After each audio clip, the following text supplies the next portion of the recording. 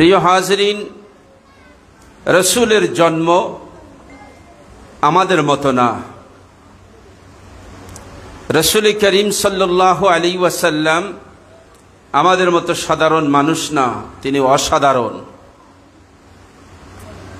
আমাদের মতো সাধারণ জন্মগ্রহণ করেন নাই, অলৌকিকভাবে জন্মগ্রহণ করেছেন। রসুল করিম সাল্লাল্লাহু আলাইহি সাল্লামের জন্ম তথা মিলাদ নিয়ে যদি আমরা আলোচনা করি সেটা তো সওয়াব আছে, আর যদি আমরা সিরাত নিয়ে আলোচনা করি সেটাতেও সওয়াব আছে, সওয়াব থেকে খালি নেই। আমাদের দুনিয়ার সমস্ত মানুষ আমরা যদি আমাদের জন্মকে হিসাব করি তাহলে বলবো যে আমাদের জন্ম একবার। আর সিরাত ইবনে হিশাম বর্ণনা করেন আমাদের জন্ম একবার, কিন্তু আল্লাহ রসুল সৈয়দুল মুরসালিন মুহাম্মদ রসুল সাল্লাল্লাহু আলাইহি ওয়াসাল্লামের জন্ম হলো দুইবার। আমাদের জন্ম একবার, আমাদের রসুলের জন্ম দুইবার। তাহলে আজকে আমরা আল্লাহ রসুলের দুইবার জন্ম নিয়ে একটু আলোচনা করব। নবীজির জন্ম দুইবার কিভাবে হলো? প্রথমত বললাম তো জীবনের দুটা দিক আছে, একটা দিক হলো সুরত আর একটা দিক হলো সিরাত। যখন সুরত নিয়ে জন্মগ্রহণ করেছেন নাম দেওয়া হয়েছে মুহাম্মদ ইবনে আব্দুল্লাহ। কি নাম দিয়েছেন? মুহাম্মদ ইবনে আব্দুল্লাহ। প্রথম জন্ম আল্লাহ রসুলের প্রথম জন্ম হলো জামালের দৃষ্টিতে। জামাল, প্রথম জন্ম দ্বারা জামাল প্রকাশিত হয়েছে। প্রথম জন্ম জিসমানি জন্ম, প্রথম জন্ম শারীরিক জন্ম। আরেকটা জন্ম তাহলে কি হতে পারে? আরেকটা জন্ম হলো রুহানি জন্ম, আধ্যাত্মিক জন্ম। প্রথম জন্ম শারীরিক, দ্বিতীয় জন্ম হলো আধ্যাত্মিক। প্রথম জন্ম জিসমানি, দ্বিতীয় জন্ম হলো রুহানি। জোরে বলুন সুবহানাল্লাহ।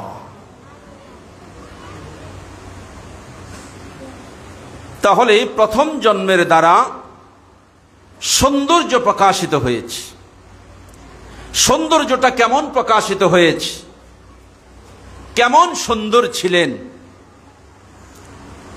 পৃথিবীর কোন মানুষের সাথে, সৃষ্টি জগতের কোন কিছুর সাথে নবীজির সৌন্দর্যের তুলনা করা যায় না, উদাহরণ দেওয়া যায় না। সুবহানাল্লাহ। তিনি নবী ছিলেন, পৃথিবীতে আরো নবী আসছেন। এমন নবী আল্লাহ তাআলা পাঠিয়েছেন মুহাম্মদ রাসূলুল্লাহ সাল্লাল্লাহু আলাইহি ওয়াসাল্লামকে, যার সাথে কোন নবী, কোন পয়গম্বরেরও উদাহরণ চলে না। সুবহানাল্লাহ। এ হাজরিন, তাহলে প্রথম জন্ম জামালের দৃষ্টিতে, দ্বিতীয় জন্ম কামালের দৃষ্টিতে। প্রথম জন্ম জিসমানি, দ্বিতীয় জন্ম রুহানি। প্রথম জন্ম শারীরিক, দ্বিতীয় জন্ম আধ্যাত্মিক। সুবহানাল্লাহ। প্রথম জন্ম যদি জামালের দৃষ্টিতে হয় তো জামালটা কেমন ছিল বলে তো শেষ করা যাবে না। পৃথিবীতে আল্লাহ পাক সৌন্দর্যকে দুই ভাগ করেছেন। কয় ভাগ করেছেন? সৌন্দর্যকে দুই ভাগ করেছেন। পৃথিবীতে আল্লাহ তাআলা যত সৌন্দর্য সৃষ্টি করেছেন এই সৌন্দর্য ছিল দুই ভাগ। এক ভাগ तमाम পৃথিবীর মানুষকে দিয়েছেন, সৌন্দর্যকে অর্ধেক করে 50-50 করে অর্ধেক तमाम পৃথিবীর মানুষকে দিয়েছেন, আর অর্ধেক একা হযরত ইউসুফ আলাইহিস সালামকে দিয়েছেন। সৌন্দর্য তো আর নাই, সৌন্দর্য তো ভাগ হয়ে গেছে, সৌন্দর্য তো 50-50 হয়ে গেছে। মোহাম্মদ রাসূলুল্লাহর সৌন্দর্যটা তাহলে কেমন? মোহাম্মদ রাসূলুল্লাহর সৌন্দর্য না ইউসুফ আলাইহিস সালামের সাথে উদাহরণ চলে, না পৃথিবীর কোন মানুষের সৌন্দর্যের সাথে উদাহরণ চলে। আল্লাহ তাআলা সৌন্দর্যকে দুই ভাগ করে অর্ধেক ইউসুফ আলাইহিস সালামকে দিয়েছেন, অর্ধেক তামাম পৃথিবীর মানুষকে দিয়েছেন। আর আল্লাহ তাআলা স্বতন্ত্র সৌন্দর্য দিয়ে মুহাম্মদ রাসূলুল্লাহকে সৃষ্টি করেছেন। সুবহানাল্লাহ। আস্তে আরো একটু জোরে বলুন সুবহানাল্লাহ। প্রিয় হাজিরিন, সৌন্দর্য কেমন ছিল মা আয়েশা সিদ্দিকা রাদিয়াল্লাহু তাআলা আনহা বর্ণনা করেন। সৌন্দর্য এমন ছিল, মাগরিবের নামাজ পড়াচ্ছেন মসজিদে নববীতে, ইমামতি করছেন আল্লাহ রাসূল।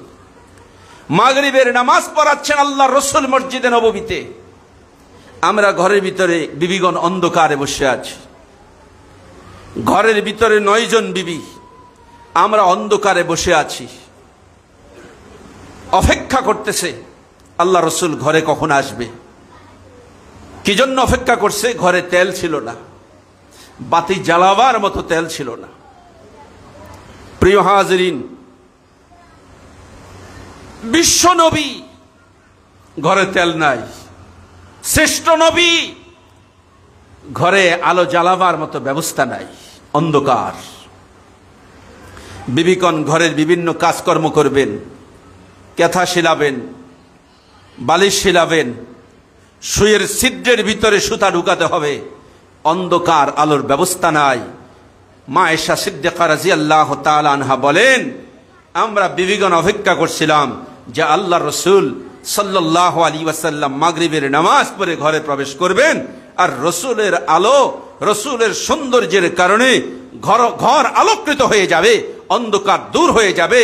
ওই আল্লাহ রাসূলের চেহারার সৌন্দর্যের কাছে আমরা শুয়ের ছিদ্রের ভিতরে সুতা ঢুকাবো। জোরে বলেন সুবহানাল্লাহ। এই জন্য অপেক্ষা করছিলেন যে আল্লাহ রাসূল আসবে, শুয়ের ছিদ্রের ভিতরে সুতা ঢুকাবে। আল্লাহ রাসূল আসলেন, আর ঘরের সব অন্ধকার দূর হয়ে গেল। শুয়ের ছিদ্রের ভিতরে বিবিগণ আল্লাহ রাসূলের চেহারা সৌন্দর্যের কাছে সুতা ঢুকাইয়া তাদের কাজকর্ম সারলেন। জোরে বলেন সুবহানাল্লাহ। তাহলে কেমন সৌন্দর্য আল্লাহ তাআলা রাসূলকে দিয়েছে। মা আয়েশা সিদ্দিকা রাদিয়াল্লাহু তাআলা আনহা বলেন, হে দুনিয়ার মানুষেরা, হে দুনিয়াবাসী, ইউসুফ আলাইহিস সালামকে আল্লাহ তাআলা পৃথিবীর অর্ধেক সৌন্দর্য দিয়েছেন, যেই সৌন্দর্যে মিশরের নারীরা পাগল হয়ে গেছে। ইউসুফের চেহারার সৌন্দর্যে তারা ইউসুফের দিকে তাকায়া তারা তাদের হাতের কবজি কেটে ফেলেছে। ওরা যদি আল্লাহ রসুলের সৌন্দর্য দেখত, তাহলে ওরা তাদের রসুলের সৌন্দর্য দেখে, আল্লাহর রসুলের সৌন্দর্য দেখে দেখে ওরা হাতের শুধু কবজি না, ওরা ওদের কলিজা কেটে ফেলত। রসুলকে আল্লাহ তাআলা এত সুন্দর করে বানিয়েছে। আমার ভাইরা, রসুলের সৌন্দর্যের কথা শেষ করা যাবে না, রসুলের সিরাতের কথা বলেও শেষ করা যাবে না। আবু লাহাব নবীজির চাচা, আপন চাচা, রসুলের আপন চাচা, নবীজি জন্মগ্রহণ করেছেন, সংবাদ পেয়েছে।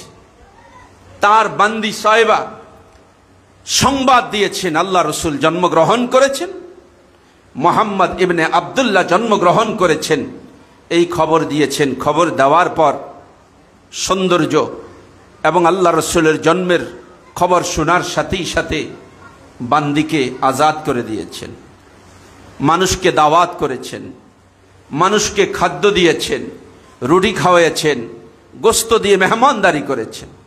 প্রিয় হাজরিন, আবু লাহাব রসুলের সৌন্দর্য গ্রহণ করেছে, সৌন্দর্যের প্রশংসা করেছে, সৌন্দর্যে পাগল ছিল। সমস্যা ছিল এক জায়গায়, এই সৌন্দর্যে 40 বছর পর্যন্ত রসুলের সাথে সম্পর্ক খারাপ ছিল না। রসুলের সৌন্দর্য, রসুলের চাল চলন তারা প্রশংসা করত, সৌন্দর্য দেখে প্রশংসা করত। বয়স 40 বছর পর্যন্ত মক্কার কাফেরদের সাথে রসুলের সাথে কোনো বিরোধ ছিল না, কোনো ঝগড়া ছিল না, কোনো ফাসাদ ছিল না। সমস্যাটা কখন হয়েছে? যখন আল্লাহ রসুল সিরাতের দাওয়াত নিয়ে এই আবু লাহাব, উতবা, শাইবা কাফেরদের কাছে আগমন করেছেন। ইয়া আইয়ুহান নাস, বয়স যখন 40 বছর হলো, আল্লাহ তাআলা নবুয়ত দিলেন। রসুলের সৌন্দর্যে মক্কার কাফেররা পাগল ছিল, চাষা পাগল ছিল। যখন আল্লাহর পয়গম্বর এসে নবুয়তের দাওয়াত দিলেন, মক্কার কাফেরদেরকে বললেন, আল্লাহ তাআলা আমাকে নবুয়ত দিয়েছেন। ইয়া আইয়ুহান নাস ইন্নী রাসূলুল্লাহ ইলাইকুম জামিআ। আল্লাহ তাআলা আমাকে নবুয়ত দিয়েছেন, আমি তোমাদের কাছে, তোমাদের পৃথিবীর সব মানুষের জন্য নবী হিসাবে প্রেরিত হয়েছি। তখন কেউ হাতে পাথর নিয়েছে, কেউ গালমন্দ দেওয়া শুরু করেছে, কেউ শত্রুতা শুরু করেছে, কেউ বলছে মারো, কেউ বলছে কাটো, কেউ বলছে মক্কা থেকে বের করে দাও, কেউ থুথু নিক্ষেপ করেছে। প্রিয় হাজরিন, দুটো দিক নিয়ে যদি আমরা আলোচনা করি, রাসূলের সূরত নিয়ে আলোচনা করবেন সওয়াব হবে, সিরাত নিয়ে আলোচনা করবেন সওয়াব হবে। আমরা যারা মুসলমান, আমরা রাসূলের সূরতের প্রশংসা করি, আমরা রাসূলের সূরতও মানি, আমরা রাসূলের মিলাদও মানি, আমরা রাসূলের নবুয়তও মানি, আমরা রাসূলের সিরাতও মানি। জোরে বলুন ঠিক কিনা? কেউ যদি বলে শুধু সূরত মানলাম, সিরাত মানলাম না, তাহলে তাদের উদাহরণ, অর্থাৎ কাফের মুশরিকেরা রাসূলের সিরাত মানে নাই, শুধুমাত্র সূরত মেনেছে। রাসূলের সিরাত মানে নাই, রাসূলের নবুয়ত মানে নাই, শুধুমাত্র রাসূলের সৌন্দর্যটা ওদের কাছে ভালো লেগেছে। তাহলে মুসলমান আমাদেরকে আল্লাহ রসুলের সৌন্দর্য, আল্লাহ রসুলের সূরত, আল্লাহ রসুলের মিলাদ এবং আল্লাহ রসুলের নবুয়ত, আল্লাহ রসুলের সিরাত আমাদেরকে মানতে হবে, আমাদেরকে গ্রহণ করতে হবে। জোরে বলুন ঠিক কিনা? রসুলের সূরতের প্রশংসা করা যায়, আলোচনা করা যায়, কিন্তু রসুলের সূরত গ্রহণ করা যায় না। রসুলের সূরতের প্রশংসা করা যায়, আলোচনা করা যায়, কিন্তু গ্রহণ করা যায় না। আল্লাহ রসুলের হাত এত সৌন্দর্য ছিল, নখ এত সুন্দর ছিল, চোখ এত সুন্দর ছিল, মাথার চুল এত সুন্দর ছিল, হাসি এত সুন্দর ছিল, দাঁত এত সুন্দর ছিল, রূপ অবয়ব মাথা থেকে পাও পর্যন্ত যে আল্লাহ যত অঙ্গ প্রত্যঙ্গ সৃষ্টি করেছেন, প্রত্যেকটা অঙ্গ প্রত্যঙ্গ প্রশংসার দাবিদার। একটা অঙ্গ প্রত্যঙ্গ, প্রত্যেকটা অঙ্গ প্রত্যঙ্গ যদি হিসাব করা হয়, যে রসুলের নখের সৌন্দর্য পৃথিবীর কোন মানুষের নখের সাথে তুলনা হয় না, রসুলের চোখের সৌন্দর্য পৃথিবীর কোন মানুষের চোখের সাথে তুলনা হয় না, রসুলের চোখের ভ্রুর যে সৌন্দর্য পৃথিবীর কোন মানুষের চোখের ভ্রুর সঙ্গে এরকম ভাবে উদাহরণ হয় না। প্রিয় হাজরিন, রসুলের জন্ম যেভাবে তিনি জন্মগ্রহণ করেছেন, মার পেট থেকে যেভাবে তিনি বেরিয়েছেন, মায়ের পেটের ভিতরে যেভাবে তিনি ছিলেন, আমরা পৃথিবীর কোন মানুষ মায়ের পেটের ভিতরে সেভাবে ছিলাম না, মায়ের পেট থেকে সেভাবে বেরও হতে পারি না। নবীজি সাল্লাল্লাহু আলাইহি সাল্লামের ব্যাপারে আল্লাহ তাআলা কোরআনুল কারীমের মধ্যে বলেছেন, ওয়ামা আরসালনাকা ইল্লা রাহমাতাল লিল আলামিন। আল্লাহ তাআলা বলেন, নবী, গোটা পৃথিবীর জন্য আমি আপনাকে রহমত বানিয়ে পাঠিয়েছি। কি বানিয়ে পাঠিয়েছে বলেন? রহমত। আমার ভাইয়েরা, মুসলমানের জন্য তিনি রহমত, কাফেরের জন্য তিনি রহমত, নামাজের জন্য রহমত, নামাজের জন্য রহমত, বেনামাজের জন্য রহমত, নামাজের জন্য রহমত, বেনামাজের জন্য রহমত, কাফের খ্রিস্টানের জন্য তিনি রহমত, ছোট ছোট বাচ্চার জন্য রহমত, বৃদ্ধ মানুষের জন্য রহমত, জংলার ওট হরিণের জন্য তিনি রহমত, হিংস্র জন্তুর জন্য রহমত, চন্দ্র সূর্য গ্রহ নক্ষত্রের জন্য তিনি রহমত, এমনকি মায়ের জন্য তিনি রহমত। বলুন সুবহানাল্লাহ। মার পেটের ভিতরে ছিলেন, মা বলেন, মুহাম্মদ আমার পেটের ভিতরে ছিল, কোনোদিন লাথি দেয় নাই, গুতাও দেয় নাই, আঘাত করে নাই। মুহাম্মদ পেটে যতদিন ছিল আমি কোনো মালুম করতে পারি না। আমার ভাইয়েরা, পৃথিবীর কোন মা আছে সন্তান পেটে নিয়ে এই কথা বলতে পারে যে সন্তান আমাকে লাথি দেয় নাই, গুতা দেয় নাই? 10 মাস 10 দিন পর্যন্ত সন্তান পেটের ভিতরে থাকে, হাত দিয়া কলিজার উপরে ঘুষি মেরে দেয়, পাও দিয়া তল পেটে লাথি মেরে দেয়।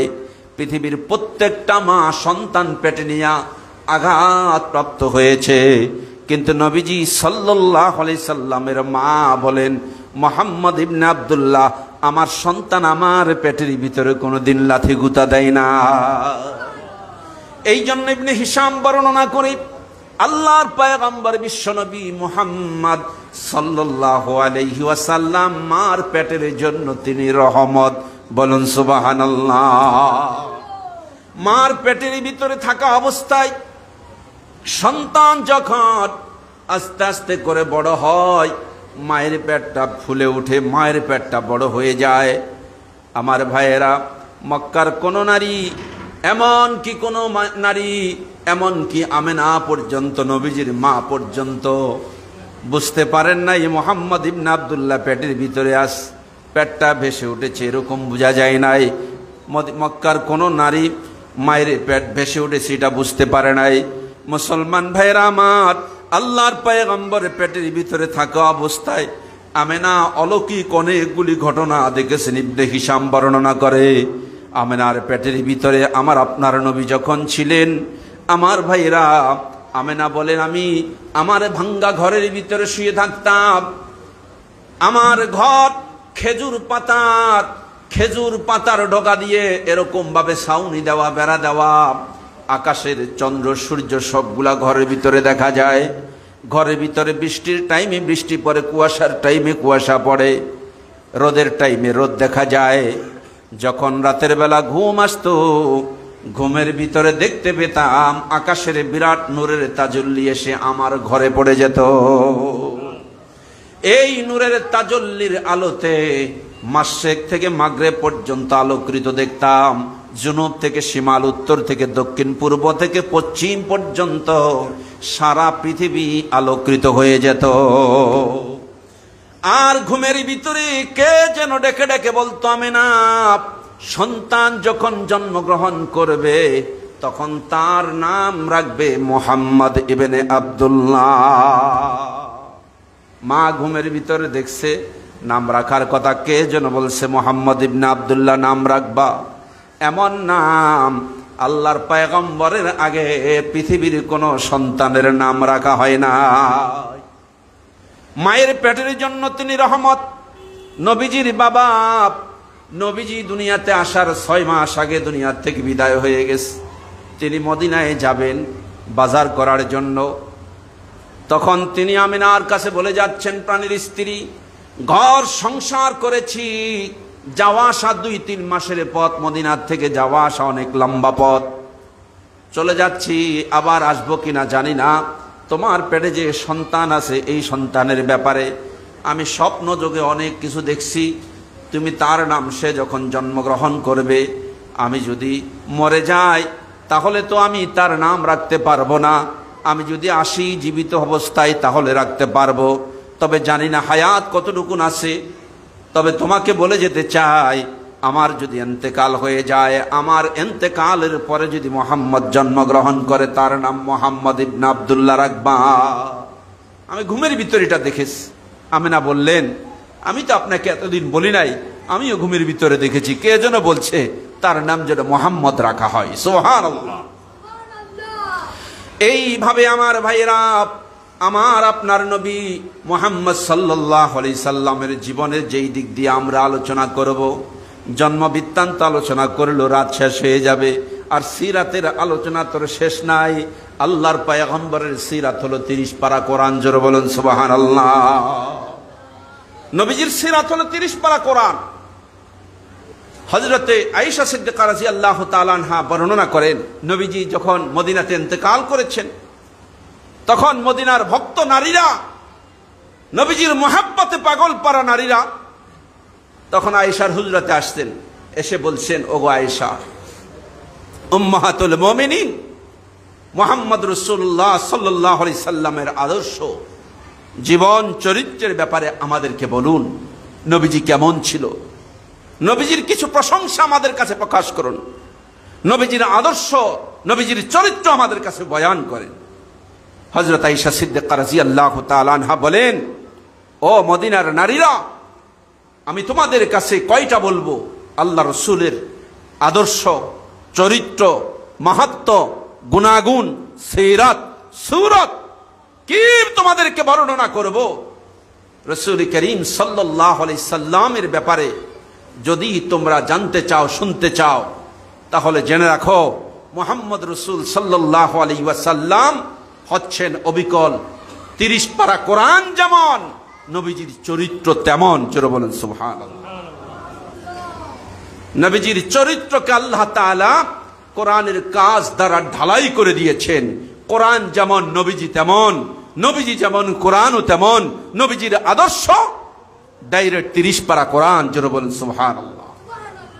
তো প্রিয় হাজিরিন, রাসূল করিম সাল্লাল্লাহু আলাইহি ওয়াসাল্লামের জন্ম দুইবার, একবার জামালের দৃষ্টিতে, আরেকবার কামালের দৃষ্টিতে।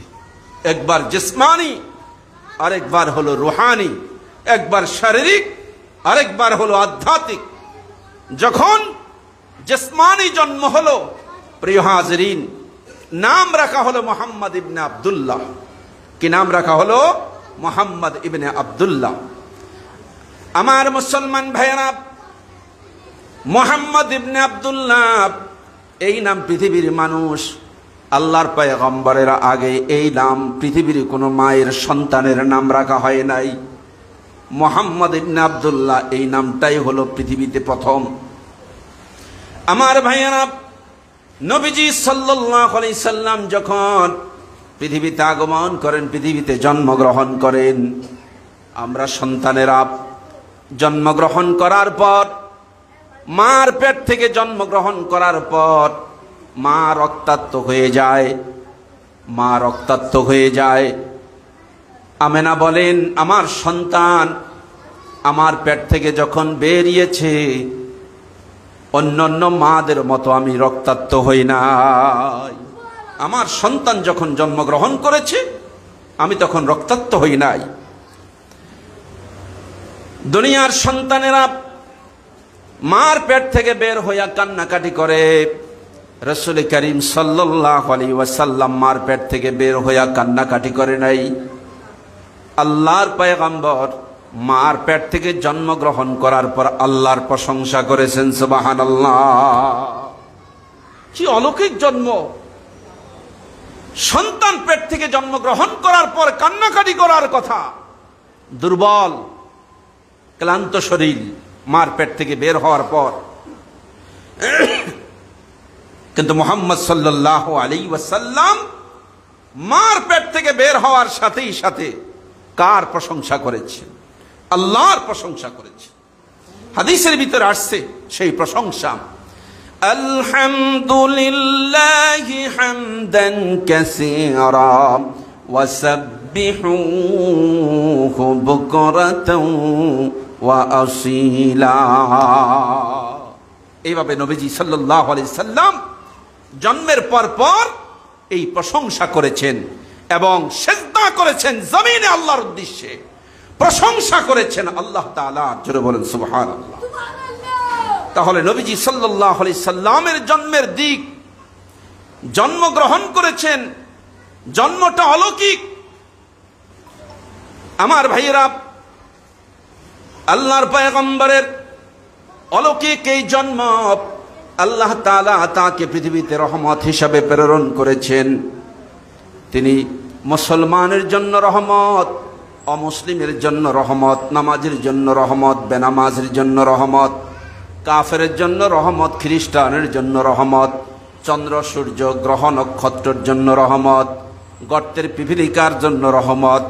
আল্লাহর পয়গম্বর সাল্লাল্লাহু আলাইহি সাল্লাম জংলি হরিণের জন্য রহমত, জংলার বাঘের জন্য রহমত, এই পৃথিবীর যত মাখলুকাত আছে সমস্ত মাখলুকাতের জন্য আল্লাহ তার রসুলকে রহমত বানিয়ে পাঠিয়েছে। সুবহানাল্লাহ। এই জন্য আল্লাহ তাআলা বলেন ওয়ামা আরসালনাকা ইল্লা রাহমাতান লিল আলামিন। আল্লাহ তাআলা বলেন নবী আপনাকে তাম পৃথিবীর জন্য রহমত বানিয়ে পাঠিয়েছি। আরেক আয়াতের ভিতরে আল্লাহ তাআলা বলেন ওয়া ইন্নাকা লাআলা খুলুকিন আযীম। নবী হে আপনি পুত পবিত্র চরিত্রের উপর প্রতিষ্ঠিত। কেমন পুত পবিত্র চরিত্রের উপর প্রতিষ্ঠিত? মানুষ নবীজিকে গালি দিয়েছেন, আল্লাহর পয়গম্বর পাল্টা গালি দেন নাই, বরঞ্চ আল্লাহর পয়গম্বর সুন্দর ব্যবহার করে মানুষের মন জয় করে নিয়েছেন। সুবহানাল্লাহ। মানুষ আল্লাহর পয়গম্বরকে গালি দিয়েছেন, আল্লাহর পয়গম্বর হেসে মানুষের দিলকে খুশি করে দিয়েছেন। মুসলমান ভাইরা আমার, আবু জেহেল আল্লাহর পয়গম্বরকে গালি দিয়েছে, মন্দ বলেছে, আঘাত করেছে। আঘাতের পরিবর্তে আল্লাহর পয়গম্বর আঘাত করে নাই। আমার ভাইয়েরা, এমনকি আল্লাহর পয়গম্বরকে পৃথিবীর সমস্ত মাখলুকাত চিনতে পারতেন। আমার ভাইয়েরা, জংলি উট আল্লাহর পয়গম্বরকে দেখে কেঁদে দিয়েছেন, জংলি উট নবীজিকে দেখে কেঁদে দিয়েছেন। আল্লাহর পয়গম্বর বিশ্বনবী সরওয়ারে কায়নাত মুহাম্মদ সাল্লাল্লাহু আলাইহি সাল্লাম ওটের মাথায় হাত বুলায়া আল্লাহর পয়গম্বর বলতেছেন তুমি আবার কাঁদো কেন, তোমার কাঁদার কারণ কি? জংলি উট বলে ওগো আল্লাহর পয়গম্বর 3 দিন পর্যন্ত এই জায়গায় মালিক আমাকে বেঁধে রেখেছেন, খেতে দেয় না, ক্ষুধার যন্ত্রণায় কাঁদতেছি। নবীজি সাল্লাল্লাহু আলাইহি ওয়াসাল্লাম যে একটা উটের জন্য রহমত, আর তিনি বাড়ির মালিককে, উটের মালিককে ডেকে বললেন ও উটের মালিক, খবরদার খবরদার, জংলার এই প্রাণীকে কষ্ট দিও না, তাকে খাবার দাবার ঠিক মতে দাও। আমার ভাইয়েরা, এক ইহুদি আল্লাহর পয়গম্বরের নবুয়ত মানে না, নবুয়ত না মেনে নবীজিকে ক্রিটিসাইজ করার জন্য আল্লাহর পয়গম্বরের কাছে জংলা থেকে একটা গুই সাপ ধরে এনে বলছে মুহাম্মদ এটা যদি তোমাকে নবী বলে তাহলে তোমার নবুয়ত স্বীকার করে নেব।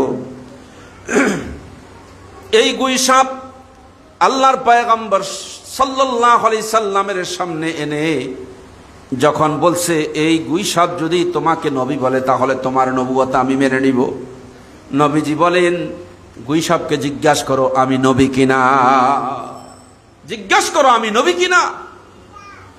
ইহুদি তখন মুহাম্মদ সাল্লাল্লাহু আলাইহি সাল্লামকে বললেন গুই সাপ কি আবার কথা বলতে পারে নাকি? বলে তুমি জিজ্ঞাসা করো আমি নবী সম্পর্কে সে কোনো কিছু বলে নাকি।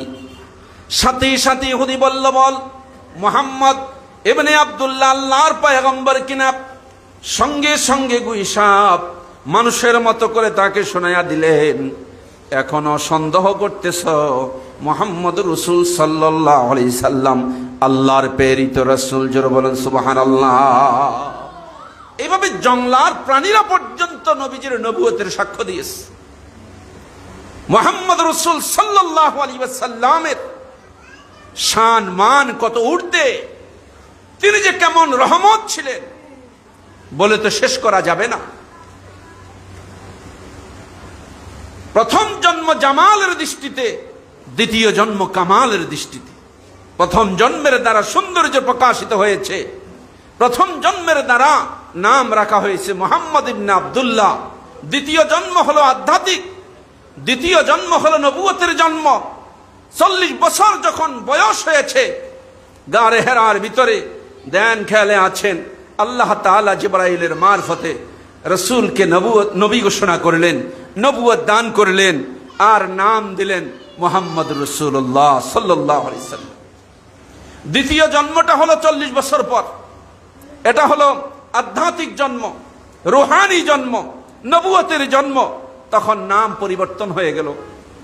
প্রথম জন্মে যে নাম দেওয়া হয়েছে মুহাম্মদ ইবনে আব্দুল্লাহ, যখন দ্বিতীয়বার জন্মগ্রহণ করলেন অর্থাৎ আল্লাহ তাআলা নবুয়ত দিয়া দিলেন, তখন আল্লাহ তাআলা আরেকটা নাম রাখলেন মুহাম্মদুর রাসূলুল্লাহ সাল্লাল্লাহু আলাইহি ওয়াসাল্লাম। মুহাম্মদ ইবনে আব্দুল্লাহ কেটে গেল, মুহাম্মদ ইবনে আব্দুল্লাহ বাদ দিয়ে দেওয়া হলো। তখন দ্বিতীয় আরেকটা নাম দিলেন কি? মুহাম্মাদুর রাসূলুল্লাহ সাল্লাল্লাহু। নবুয়তের আগেও নবীজি সাল্লাল্লাহু আলাইহি সাল্লামের মহৎ গুণাগুণের কথা আছে, নবুয়তের পরেও নবীজির মহৎ গুণের কথা বলে তো শেষ করা যাবে না। আমার মুসলমান ভাইয়েরা, আল্লাহর পয়গম্বর বিশ্ব নবী সরওয়ারে কায়নাত মুহাম্মদ সাল্লাল্লাহু আলাইহি সাল্লামকে কাফেররা, মুশরিকরা বিশ্বাস করে না।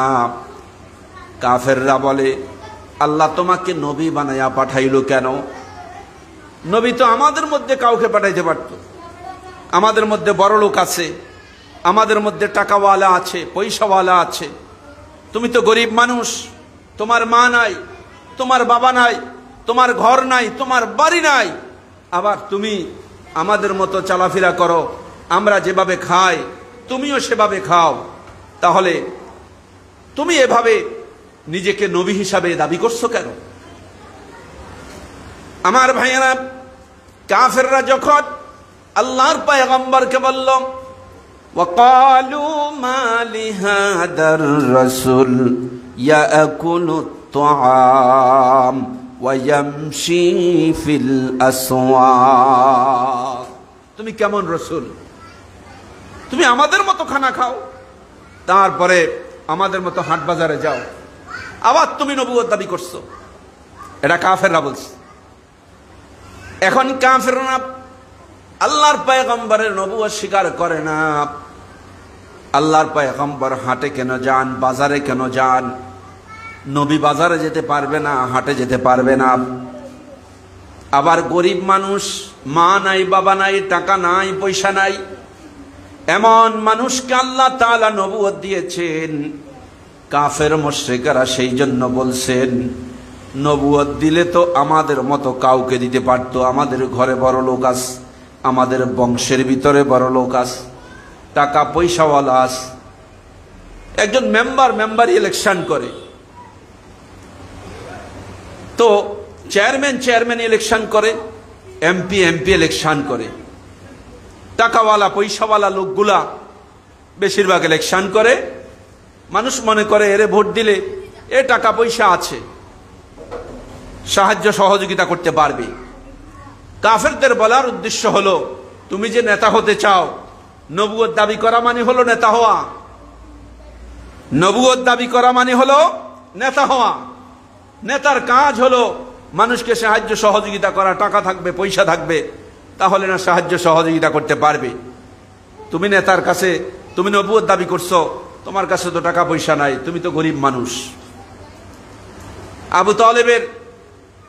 আবু তালেবের ঘরে লালিত পালিত হতে, এখন তুমি নবুয়ত দাবি করছো, অথচ হাটে যাও, বাজারে যাও, আমরা যেভাবে খাই তুমিও সেভাবে খাও। এমন মানুষের নবুয়ত আমরা গ্রহণ করতে পারি না। নাউযুবিল্লাহি মিন যালিক।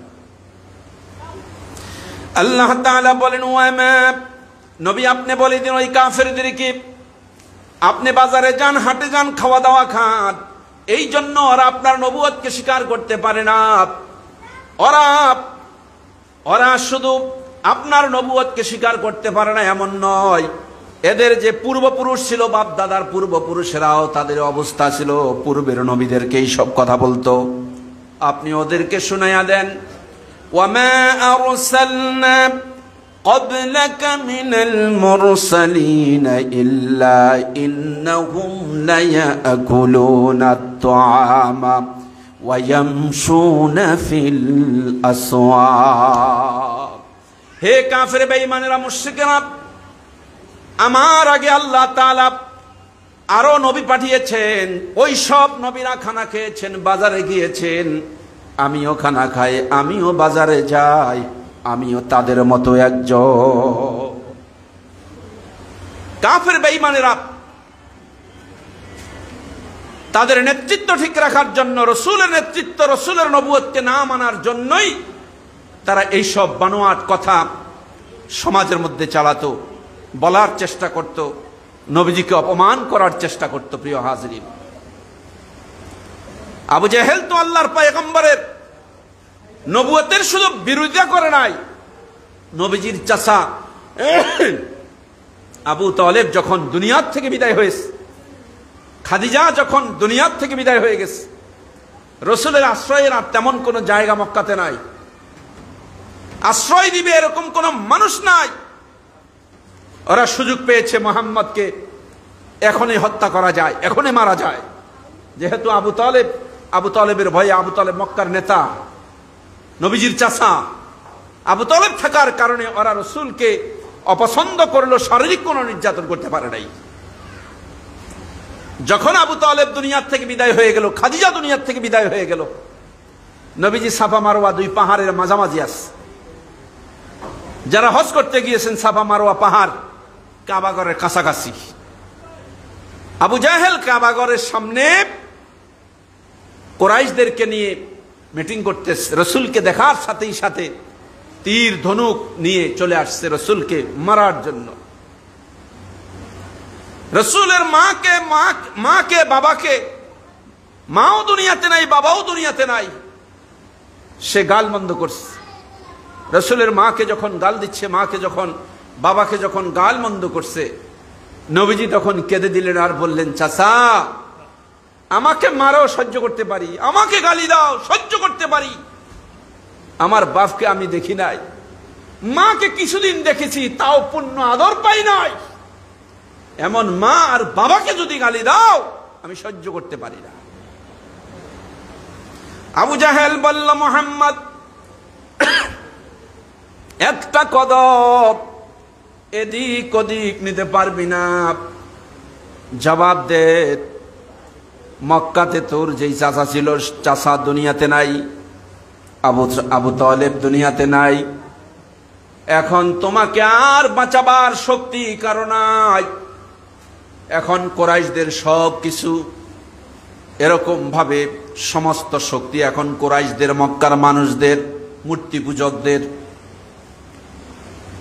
তুমি এতদিন পর্যন্ত বাপ দাদার ধর্মের বিরুদ্ধে যে স্লোগান দিয়েছ, চুনকালি মেখেছ, আজ থেকে এক মুহূর্তের জন্য একাত্মবাদের দাওয়াত দিতে পারবে না। বলো তুমি দাওয়াত দিবে কিনা? এক আল্লাহর ব্যাপারে মানুষের কাছে আর কোনোদিন হাজির হতে পারবে না। আমাদের নেতৃত্বের ভিতরে গন্ডগোল বেজে গেছে, মানুষে মানুষে, গোত্রে গোত্রে ঝগড়া ফাসাদ লেগে গিয়েছে তোমার কারণে। আমরা আবু তালেবের ভয়ে তোমাকে কোনো কিছু বলি নাই। তুমি বলো আজ থেকে আর মক্কার কোনো মানুষকে ইসলামের দাওয়াত দিবে না। যদি দাও তাহলে তোমাকে আমরা বাঁচতে দিব না। আল্লাহর পয়গম্বর বললেন, চাচা আমাকে আল্লাহ নবুয়ত দিয়েছে আর একাত্মবাদের দাওয়াত দেওয়ার জন্য আল্লাহ আমাকে পাঠিয়েছেন। সুতরাং আমার জীবন যতদিন আল্লাহ তাআলা দিয়েছেন, যতদিন আমি বেঁচে থাকব, আমার জীবনের শেষ মুহূর্ত পর্যন্ত এক আল্লাহর দাওয়াত দিয়ে যাব। এই কথা বলার সঙ্গে সঙ্গে আল্লাহর পয়গম্বরের কপালের উপর সজোরে ধনুক দিয়ে আবু জেহেল আঘাত করেছে। আঘাতের সাথে সাথে কপাল ফেটে আল্লাহ রসুলের শরীর থেকে রক্ত ঝরে পড়ছে। রক্ত পড়তে পড়তে আল্লাহর পয়গম্বর সাফা মারওয়া পাহাড়ে লুটে পড়েছে। আবু জেহেল মক্কার সর্দারদেরকে, মক্কার মানুষদেরকে গিয়ে বলল, খুশি হও, মুহাম্মদকে এমন আঘাত করেছি, কপাল ফেটে রক্ত বেরিয়েছে, মুহাম্মদ বেহুশ হয়ে পড়ে আছে। নবীজির চাচা তখন বেঁচে ছিলেন, আমির হামজা, তখনও তিনি মুসলমান হন নাই। নবীজির চাচি নবীজিকে বেশি ভালোবাসতেন, মোহাব্বত করতেন। আমির হামজার স্ত্রী, আমির হামজার স্ত্রী ঘরের দরজা খুলে সবকিছু দেখছেন যে আবু জাহেল আল্লাহর পয়গম্বরকে আঘাত করেছে, রক্ত ভিমকি দিয়ে বেরিয়েছে, নবীজি রক্ত শূন্য, রক্ত যেতে যেতে দুর্বল হয়ে পড়ে গিয়েছে। আমির হামজার স্ত্রী ঘরের দরজা খুলে বিনয় করে সন্তানের মতো করে ডাকছি, বলছে, বাবা আসো, ঘরে আসো, চলে আসো, আমি তোমাকে তোমার মায়ের মতো আদর করব, যত্ন করব, তোমার কাপড় চোপড় ধুয়ে দিব, তোমার যে রক্ত ঝরিয়েছে তোমার চাচা আসলে আবু জেহেল থেকে সেই প্রতিশোধ গ্রহণ করব। আবু জেহেল তো খুশি, আল্লাহর পয়গম্বরের মক্কাতে আর কেউ নাই, প্রতিশোধ নেওয়ার মতো আর কেউ নাই। এই চিন্তায় আবু জেহেল খুব খুশিতে ডগবগ। দুপুরবেলা আমির হামজা আসছেন। আমির হামজা গিয়েছেন তীর ধনুক নিয়ে পাখি শিকার করার জন্য। তেনার এটা আদত ছিল, অভ্যাস ছিল। বাড়িতে আসলেন আমির হামজা, ঘরে এসে স্ত্রীকে বললেন, শরীর ক্লান্ত পরিশ্রান্ত, শরীর ঘামিয়েছে, খেতে দাও, পানি দাও, দুর্বল হয়ে গেছি, কিছু খেয়ে শরীরে শক্তি করে নেই। স্ত্রীকে বললেন। আমির হামজার স্ত্রী কথা শোনার পর দৌড়ে এত স্বামীর জন্য খাদ্য আনবেন, পানি আনবেন, কিন্তু সেটা না করে আমির হামজার স্ত্রী স্বামীর সামনে কান্নাকাটি করছেন, চোখ থেকে জর্জর করে পড়ছেন রসুলের প্রেমে, রসুলের মহাব্বতে, রসুলের ইশকে। আমির হামজা বুঝতে পারে নাই ব্যাপারটা কি। এমনটা তো কোনোদিন বিবি থেকে হয় নাই। কি হয়েছে রে বিবি, এমন আচরণ তো তোমার কাছ থেকে আমি কোনোদিন দেখি নাই। তোমার কাছ থেকে ঠান্ডা পানি চেলাম, খাদ্য চেলাম, সব সময় দৌড়ে এনে দিতে। এখন আগের মতোই তো বললাম, কোনোদিন তো এইভাবে কান্নাকাটি করো নাই। আমির হামজার স্ত্রী কানতে কানতে চোখের পানি পড়ছে। স্বামীকে বলছে, প্রাণের স্বামী আবু তলেব দুনিয়া থেকে চলে যাওয়ার পর মুহাম্মদের তোমরা তো কোনো খবর নাও না। মুহাম্মদ এতিম অসহায়ের মতো যেখানে সেখানে পড়ে থাকে। স্ত্রী খাদিজাকে হারিয়েছেন, চাচা আবু তলেবকে হারিয়ে বড় বেকারাত। এই সুযোগে মুহাম্মদের কোনো অভিভাবক নাই। মুহাম্মদ একাত্মবাদের দাওয়াত দেন, কালেমার দাওয়াত দেন। ওই দেখো সাফা মারওয়া পাহাড়ের মাঝখানে মুহাম্মদকে আবু জাহেল কালেমার দাওয়াত দেওয়ার কারণে তীর আর ধনুক দিয়ে মারতে মারতে মুহাম্মদের কপাল ফেটে দিয়েছে। রক্ত বের হতে হতে মুহাম্মদ দুর্বল হয়ে পড়ে গেছে। বিশ্বাস যদি না করে একটু তাকায়া দেখো তোমাদের কি হলো। আবু তলেব মরে যাওয়ার পর বুঝি মুহাম্মদের অভিভাবক তোমরা হতে পারলা না। স্ত্রী স্বামীকে ধিক্কার দিয়ে কথাগুলি বলছে। এই কথা শোনার পর আমির হামজা খাবে তো দূরের কথা, পান করবে তো দূরের কথা। স্ত্রী তীর ধনুক গুলা স্বামীর হাতে উঠাই দিয়া বলতেছেন, স্বামীরে আমার, এক গ্লাস ঠান্ডা পানি, দুনিয়ার কোনো খাদ্য ততক্ষণ পর্যন্ত তোমার জন্য আমি স্ত্রীর পক্ষ থেকে হারাম করে দিলাম, যতক্ষণ না পর্যন্ত মুহাম্মদের রক্তের প্রতিশোধ না নিতে পারো। একজন নারী ইসলাম গ্রহণ করে নাই চাষি, কিন্তু রাসূলের প্রতি ভালোবাসা ছিল। আমির হামজা তো এত রাগান্বিত হয়েছে, আল্লাহর পয়গম্বরের গায়ে আঘাত দিয়েছে। আবু জেহেল এই কথা শোনার পর আমির হামজা শপথ করে বলছেন, লাত মানাত উজ্জা হুবালের শপথ করে বলছি, ওরা মনে করেছে আবু তালেব দুনিয়ার থেকে চলে গেছে, মুহাম্মাদের বাপও দুনিয়ার থেকে চলে গেছে, চাচাও দুনিয়ার থেকে চলে গেছে। ওরা বুঝতে পারে না এই মুহাম্মাদের আসল আব্বা, আসল বাবা আমির হামজা এখনো বেঁচে আছে। তীর আর ধনুক নিয়ে আমির হামজা রাসূলের রক্তের প্রতিশোধ নেওয়ার জন্য কাবা ঘরের চত্বরে গিয়ে দেখছে আবু জেহেল মক্কার কুরাইশদের সামনে দাঁড়াইয়া বক্তব্য দিচ্ছে। বক্তব্য মুখামুখি একেবারে সামনে দাঁড়িয়ে ধনুক হাতে নিয়ে বলছে, আবু জেহেল একটা কদম এদিক ওদিক আগাবার মতো তোমার ক্ষমতা নাই, জবাব দাও। আমার ভাতিজা কি বেয়াদবি করেছিল, যেই বেয়াদবির কারণে আমার ভাতিজার মাথা ফাটিয়েছ, রক্ত ঝরিয়েছ। তোমরা কি মনে করেছ মুহাম্মাদের বাবা দুনিয়াতে নাই, চাচা দুনিয়াতে নাই? তোমরা কি বুঝতে পারো নাই মুহাম্মাদের বাবা আমির হামজা বেঁচে আছে? আবু জেহেল বল, আমার ভাতিজাকে কেন মেরেছিস? জবাব দে। আবু জেহেল বলছে, তোমার ভাতিজা আমাদের লাত, মানাত, হুবাল, উজ্জা, আমাদের এই দেবতাগুলিকে গালমন্দ করেছে, এই জন্য তার মাথায় চরম আঘাত করেছে। আমির হামজা বলে, মিথ্যা কথা রে আবু জেহেল, আমার ভাতিজা জন্মের পর থেকে নবুয়তের আগ পর্যন্ত জীবনে তার মুখ থেকে কোনোদিন একটা গাল বের হয় নাই। নবুয়তের পরেও আমার ভাতিজার মুখ থেকে জীবনে কেউ কোনোদিন গালি দেয় নাই। নবুয়তের পরেও কোনোদিন কেউ আমার ভাতিজার মুখ থেকে গালি শুনে নাই। আরে আবু জাহেল, লাত, মানাত, হুবাল, উজ্জা এগুলাকে গালি দেওয়ার কারণে আমার ভাতিজার যেহেতু রক্ত ঝরেছে,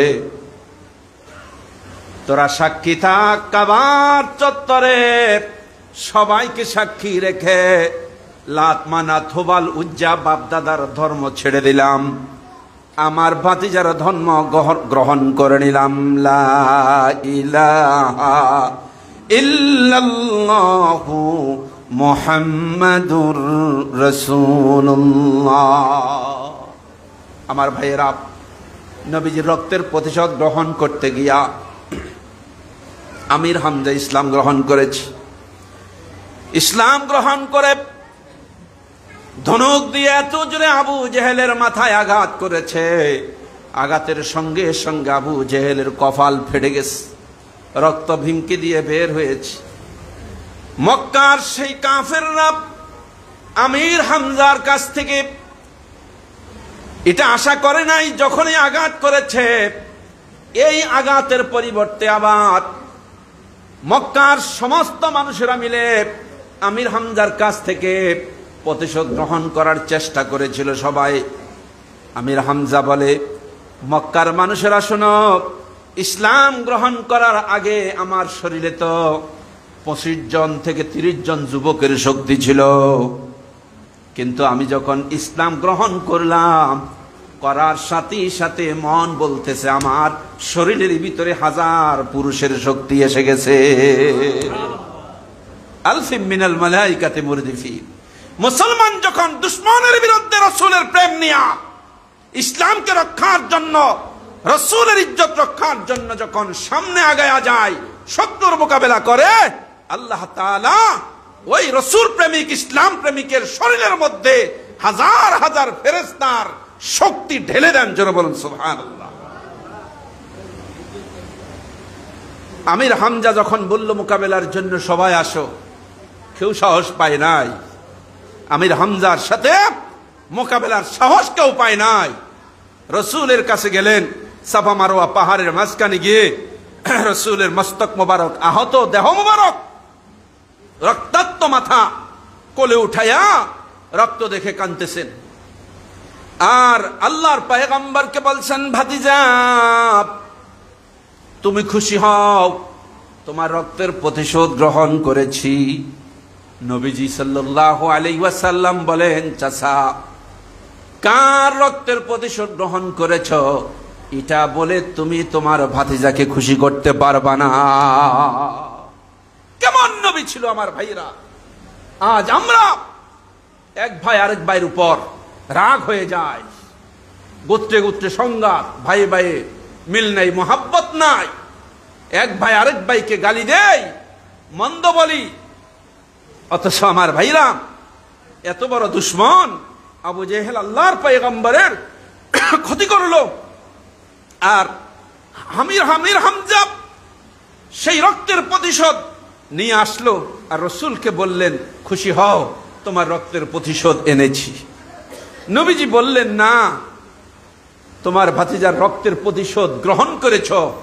এই কথা বলে বাতিজাকে খুশি করাইতে পারবা না। সুবহানাল্লাহ।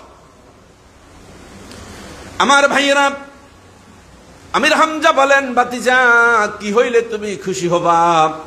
তোমাকে খুশি করার জন্য আমি আমার জীবনটা তোমার জন্য কোরবান দিয়া দিব। সুবহানাল্লাহ। আমার জীবনটা তোমার জন্য কোরবান দিয়া দিব।